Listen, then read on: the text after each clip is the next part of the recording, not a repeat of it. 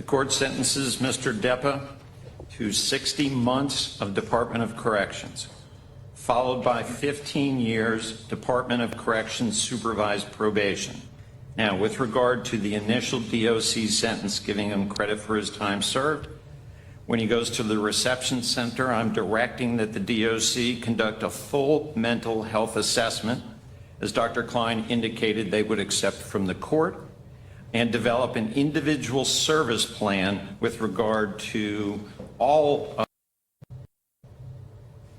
the court sentences Mr. Depa to 60 months of Department of Corrections, followed by 15 years Department of Corrections supervised probation. Now, with regard to the initial DOC sentence, giving him credit for his time served, when he goes to the reception center, I'm directing that the DOC conduct a full mental health assessment, as Dr. Klein indicated they would accept from the court, and develop an individual service plan with regard to all of the diagnosis that Mr. Depa has received, and then institute a care plan and putting him on the mental health caseload that is consistent with that individual service plan, including the consideration of prescription medication, inpatient. They have a special inpatient wing and treatment for those in those facilities, and I'm asking that he be considered for all of that. When he has completed his DOC sentence, then he will start 15 months DOC supervised probation. It is the court's direction that he be placed in an appropriate group home, getting the treatment that he needs. That would be continued mental health assessment along with treatment, not just for the for his current symptoms with regard to ASD, but for all of his diagnosis and treatment that he needs.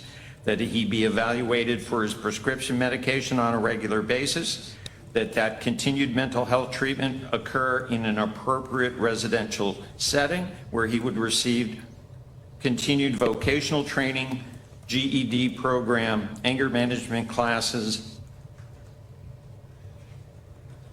Once Mr. Depa is stabilized, the court would consider home health care options, similar to the types that I've heard here today. But stability, safety, routine will be the earmarks of the court sentence in this case. All right, Ms. Clark, any questions? I just want to confirm, you said it was 60 months Department of Corrections followed by 15 years? Yes. Yep. Mr. Teifke, anything else? No. All right. All right, Mr. Depa, you'll be remanded as you have been to the Sheriff of Flagler County for pending transfer to an appropriate facility and assessment.